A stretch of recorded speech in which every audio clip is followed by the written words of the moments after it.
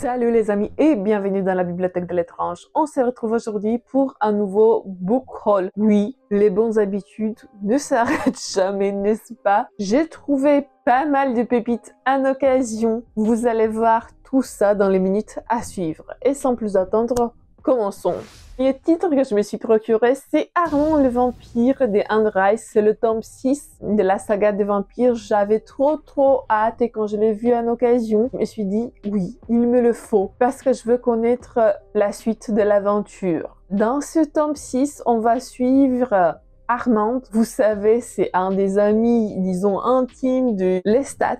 Et on va suivre son histoire depuis le début de sa création. On va voir comment il est devenu vampire, on va voir sa relation avec Marius, cet ancien vampire qui faisait partie des premiers vampires de Venise. Et au fur et à mesure de leur rencontre et de leur relation tumultueuse, on va voir l'avènement d'Armand et on va voir comment il est devenu l'être qu'il était à sa rencontre avec Lestat.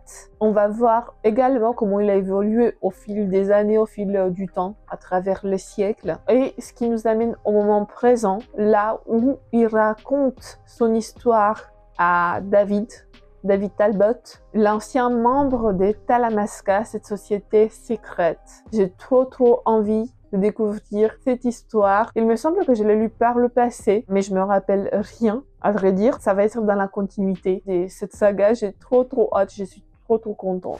Prochain titre que je me suis procuré, c'est La balade de Black Tom de Victor Laval. C'est une histoire qui va rappeler Lovecraft. À ce que j'ai pu comprendre, cet auteur-là réalise des histoires d'inspiration Lovecraftienne avec une ambiance un peu pesante. C'est de l'horreur cosmique. Dans cette histoire, on va suivre un gars, un protagoniste. Il me semble que c'est un guitariste. En tout cas, c'est un musicien. C'est un musicien des couleurs dans un Harlem des années 24. Là où la division de l'Amérique, elle est très profonde. Il va essayer de faire son bout de chemin. Malheureusement, le regard de blanc est ce qu'il est à cette époque-là. Il va essayer de survivre. Pourtant, il va être entraîné dans une sorte de conspiration, dans une sorte d'horreur qui va se répandre sur la ville parce qu'à un moment donné, il doit fournir un sort de grimoire à une sorcière d'Harlem et dès que cette sorcière a ce grimoire en sa possession, les choses vont dégénérer et il y a une horreur qui va se dégager. J'ai trop hâte, j'ai entendu que du bien de ce récit et je le voulais dans ma collection. J'ai trop hâte de le découvrir. On va passer aussi à un petit manga parce que des petits mangas ça fait du bien de temps en temps. C'est Miroir des Kayushirai et Posuka Demizu. C'est les auteurs de The Promised Neverland pour ceux qui connaissent. C'est un one-shot qui regroupe 3 histoires, 3 nouvelles inspirées de la vie de Gabrielle Chanel. C'est des histoires hautes en couleurs, je pense. En tout cas, j'ai feuilleté un peu et j'ai vu que le papier, il est de très bonne facture. En plus, on a des pages couleurs qui se mélangent avec ces pages en noir et blanc. C'est un pur délice, surtout avec le dessin magnifique de notre mangaka. Voyez-vous, juste une petite page. Et je suis sûre, dès qu'il s'agit de ces auteurs-là, ça va être une pépite. Pour ceux qui adorent The Promised Neverland, je pense que ce petit recueil des nouvelles pourra vous plaire.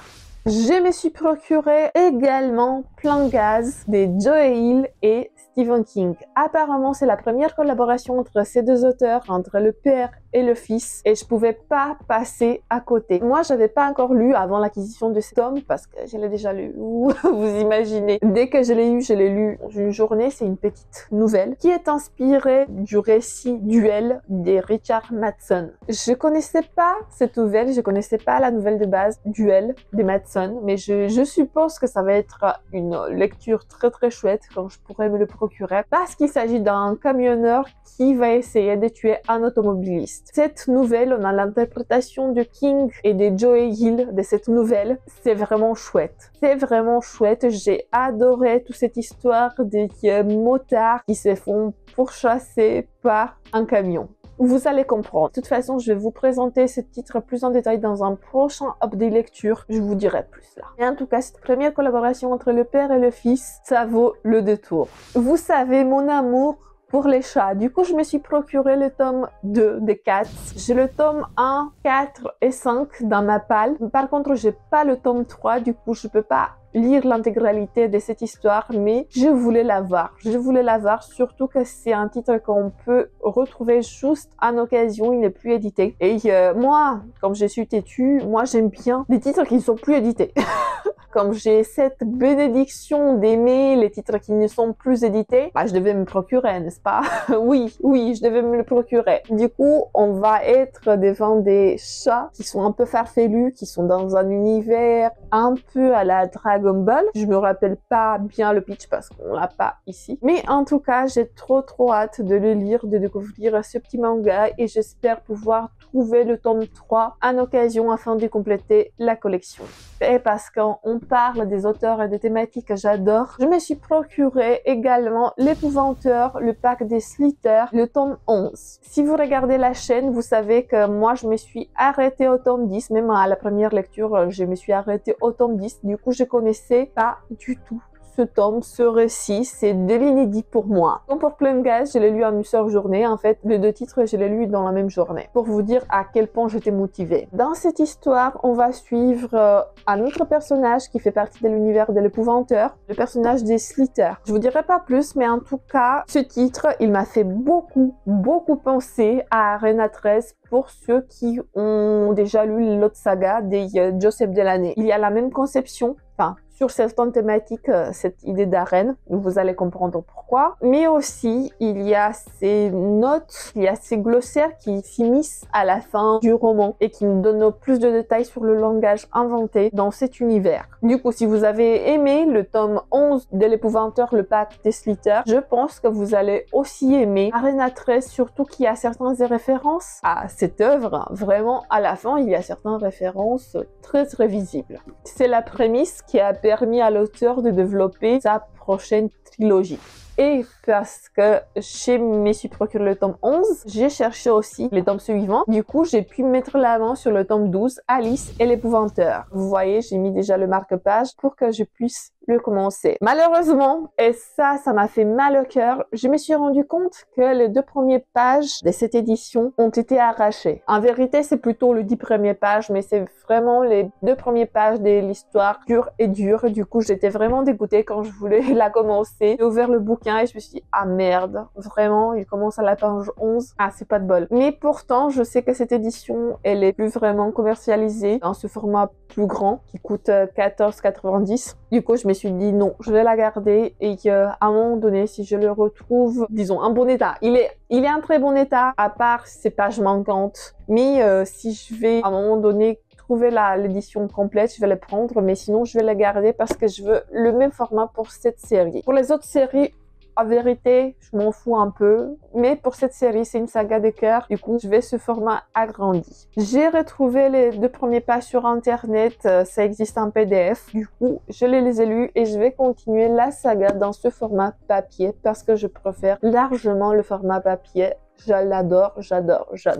Parce que j'adore tout ce qui est un peu manga d'horreur, je me suis procuré également le tome 1 des Gigantis. Dans cette histoire, les aliens ont envahi l'humanité. Ils les ont quasiment décimés et les seuls survivants, c'est Terre en dessous de la Terre, de la ville, et essayent de survivre. Ils sont infectés par les parasites des aliens, à ce que j'ai pu comprendre, et leur seul moyen de survivre est de se réaccaparer la Terre, combattre ces aliens. C'est un seinen, à ce que j'ai pu comprendre. Les dessins ont l'air vraiment chouettes, bien détaillés comme il faut. Bon, je vais vous mettre juste une petite planche de combat pour ne pas trop vous spoiler et ne pas me spoiler parce que je l'ai pas encore lu, mais en tout cas ça va vite passer à la casserole parce que les mangas, moi je les adore et je les bouffe, mais à un rythme tellement rapide et c'est tellement dommage parce que maintenant les mangas sont assez chers et même les occasions sont assez chères. C'est pas comme avant quand je pouvais m'acheter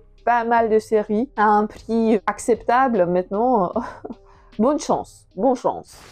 On va passer maintenant à 2 réceptions. Je pense que je vous ai parlé déjà dans un autre book haul que j'attendais. Les lots des calendriers de l'Avent. Oui, je sais, ça fait loin. Quand cette vidéo sera publiée, on sera bien avancé dans l'année. Mais pourtant, je voulais vous montrer quand même mes réceptions. Parce que je trouve que c'est des chouettes histoires. Le premier titre que j'ai reçu, c'est Le premier meurtre sur Mars de Sam Wilson. Il est sorti courant 2025. Je connais pas cet auteur, c'est sorti chez Brajlon. Apparemment, c'est un sort de mélange entre Seul sur Mars, c'est un autre titre que j'ai dans ma palle et que j'ai pas encore lu, et il y a un sort de film d'action comme Die Hard. Je sais pas exactement, mais en tout cas, c'est un SF qui se passe sur Mars. Dans ces récits, l'humanité est au bord de la catastrophe. Il y a des gens qui souhaitent peupler la planète Mars, ils envoient les premiers colons. On suit un peu cette histoire qui se passe au tout début de la colonisation de la planète de Mars, mais également, je pense que c'est un parallèle de ce fil narratif, on va suivre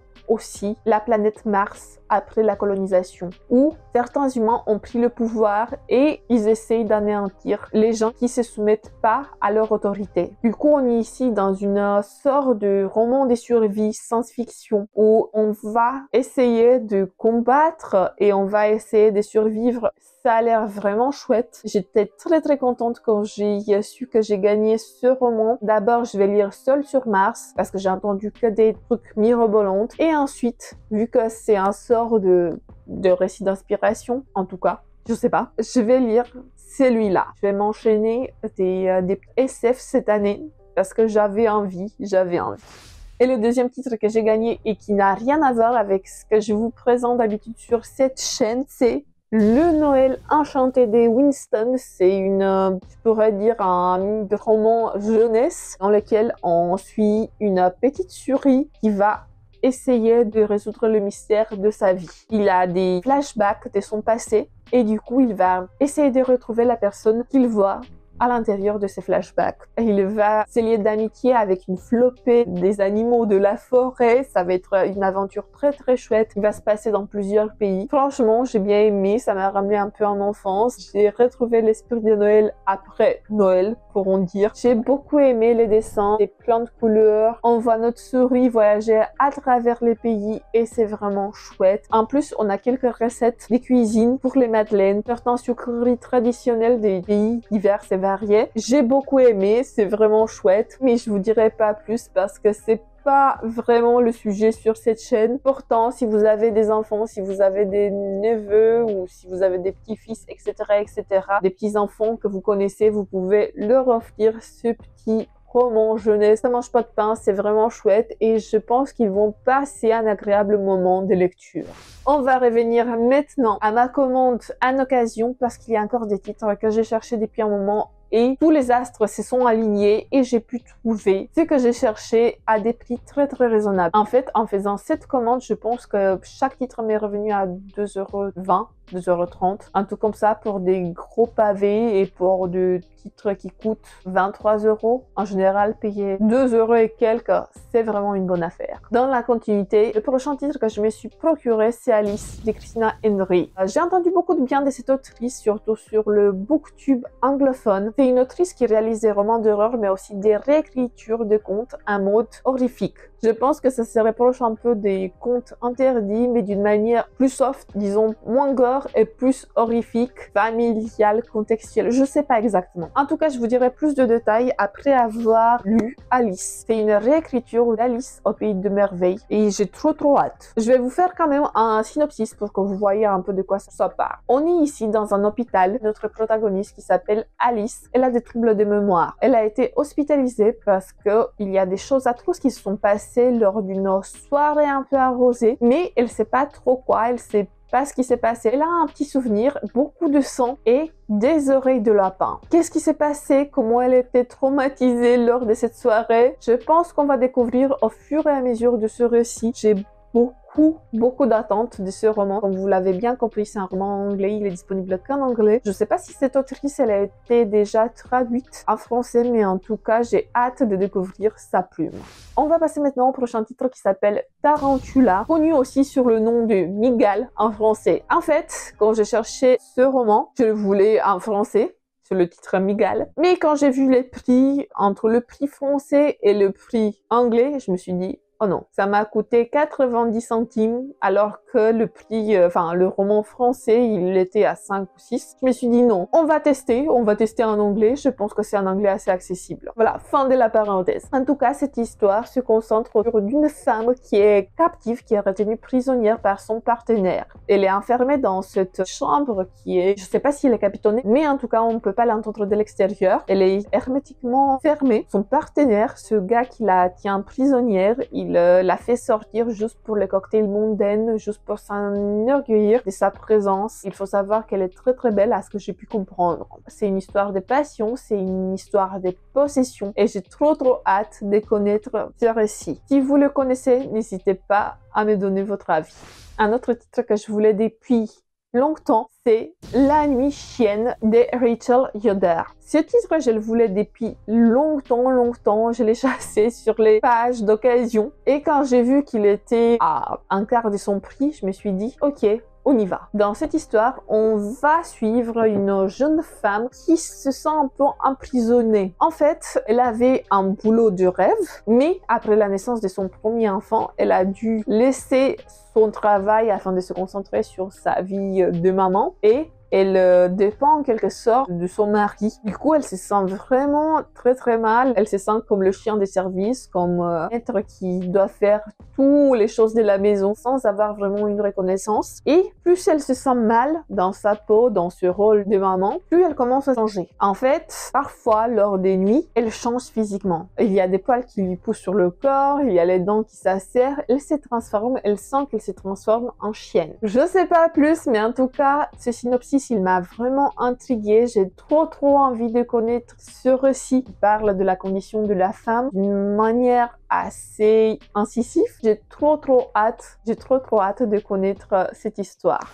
On va y arriver. Il me reste encore 400 titres. Je vais essayer de faire vite. Le prochain titre que je me suis procuré, c'est Mexican Gothic de Silvia Moreno Garcia. Ce titre, je l'avais en viseur depuis un bon moment. Je l'ai revu il y a quelque temps sur la chaîne des Tenebrisomnia et ça m'a donné encore plus envie. Je me suis dit, ah, ça serait cool de le trouver. Et j'ai eu la chance de le trouver en occasion. Dans cette histoire, on va suivre une jeune mariée dont le quotidien il est un peu chamboulé. Elle vit dans une grosse maison, dans un gros manoir reculé où il y a des phénomènes surnaturels qui se passent. Du coup, elle est un peu inquiète. Elle écrit à sa cousine et sa cousine va lui rendre visite afin de l'aider, afin de la rassurer dans sa nouvelle vie. Là-bas, elle doit faire face au mari de sa cousine, qui est un être assez dur, mais aussi à la matriarche de la maison. Je suppose que c'est la mère de ce monsieur. Et les choses vont dégénérer et nos protagonistes, nos deux femmes, vont devoir faire face à cette menace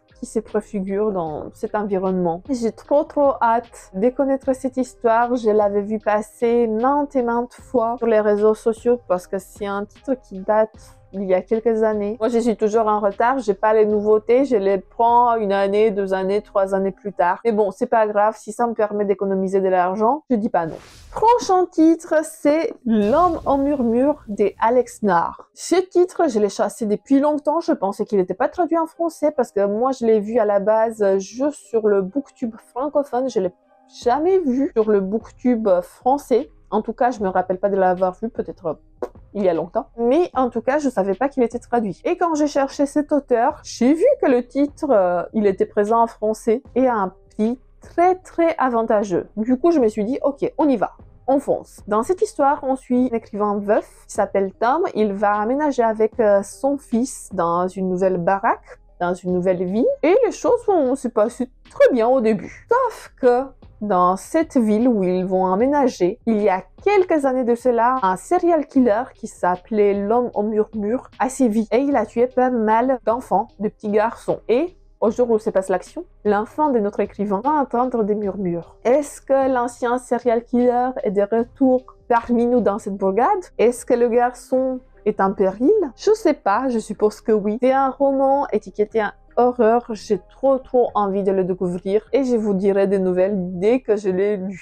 Pareil, pour le prochain titre, j'étais tellement, mais tellement contente de l'avoir trouvé parce que ça s'appelle L'horreur tropicale et autre nouvelle de William Hodgson. Pour ceux qui ne savent pas, c'est le même auteur de La maison au bord du monde. Il écrit des nouvelles et des récits d'horreur cosmique. C'est un précurseur comme Lovecraft que j'adore. Il a écrit quelques titres, quelques recueils de nouvelles et quelques romans, il me semble, avant d'être tué lors de la Première Guerre mondiale. Ces romans, ces récits, ces ouvrages sont difficilement trouvables, même à neuf. Et quand je l'ai vu en occasion, je me suis tout suite jetée là-dessus. Je pense que je vais me régaler. Dans ces recueils de nouvelles, on aura cette histoire qui vont se passer dans un milieu maritime. Il y aura des monstruosités, des créatures qui vont sortir des abysses, des bateaux fantômes. Ça va être super. Je sens que ça va être super, que ça va être de l'horreur cosmique, tout ce que j'adore. Franchement, tout ce que j'adore, j'avais adoré, j'avais beaucoup aimé La maison au bord du monde et quand j'ai vu ces nouvelles, je dis,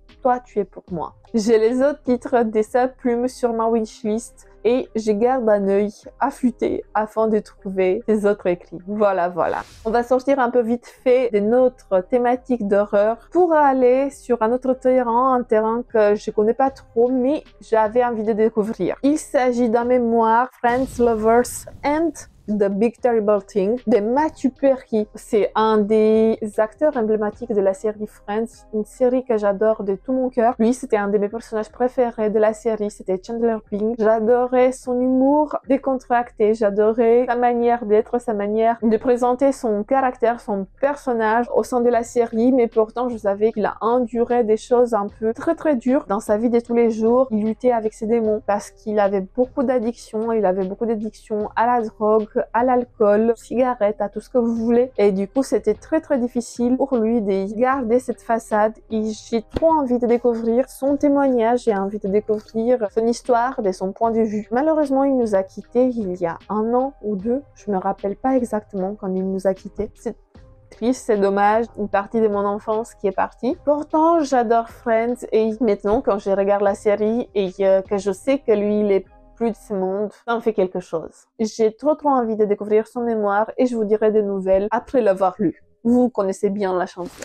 Et le dernier titre que je me suis procuré, c'est Snowblind de Christopher Golden. Pareil, avec cet auteur, j'entendais que du bien sur le booktube anglophone. Les youtubeurs anglophones ne jouent que par son nom. J'avais trop envie de découvrir la plume de cet auteur. J'ai entendu dire que c'est un auteur qui sait très bien maîtriser les scènes de suspense, mais aussi les scènes horrifiques. Il mène avec une main de maître son récit, sa narration, et j'avais trop envie de découvrir ce qu'il propose, quoi. Dans cette histoire, on va suivre une petite bourgade qui s'appelle Coventry. Il y a des années, les habitants ont subi des pertes lors d'une tempête de neige. C'était une des pires tempêtes de neige qui pourrait arriver. Ces blizzards ont englouti pas mal de monde, une dizaine ou une vingtaine de personnes qui ont disparu de la surface de la Terre. Des années plus tard, les habitants de cette bourgade, ils ont encore peur que cette catastrophe va se reproduire et ils ont raison d'avoir peur car à un moment donné le blizzard arrive, mais avec ce blizzard il y a des revenants. Les personnes qui sont disparues des années et des années auparavant refont surface et l'horreur peut commencer. Il me faut pas plus, franchement il me faut pas plus. J'ai trop envie de découvrir ce roman. En plus, comme d'habitude avec des romans d'horreur, il y a le petit mot de Stephen King qui dit allez pépette. Lis ce roman, je vais te garantir que c'est un beau roman. On verra. En tout cas, j'ai trop envie de découvrir Snowblind de Christopher Golden. C'est à présent fini. J'espère que vous avez bien aimé ces book hauls. Dites-moi dans les commentaires si vous connaissez déjà un de ces titres, si un de ces titres vous fait vraiment envie. N'hésitez pas à me donner votre avis. En tout cas, je vous fais plein bisous. Que les chats soient avec vous. Ciao tout le monde. Bisous.